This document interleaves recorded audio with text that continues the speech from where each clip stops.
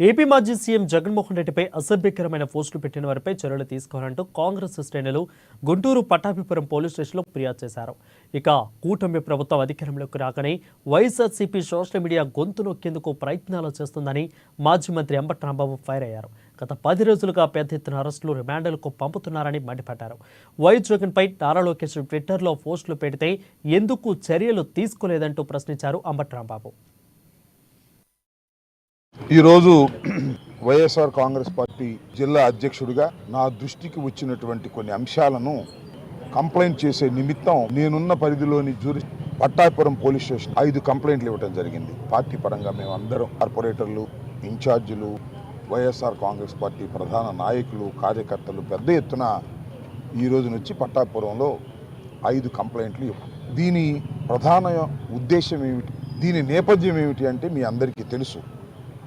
ఈ రాష్ట్రంలో కూటమి ప్రభుత్వం అధికారంలోకి వచ్చిన తర్వాత ఇచ్చిన హామీలను నెరవేర్చలేక ప్రజలు వ్యతిరేకంగా ఉండి తన గొంతుకను వ్యతిరేకంగా వినిపిస్తున్నారనేటువంటి ఒక భయంతో రాష్ట్రంలో ఉన్నటువంటి సోషల్ మీడియాని నొక్కివేయాలని, అణిచివేయాలని ఒక తీవ్రమైన ప్రయత్నం జరుగుతూ ఉన్నది.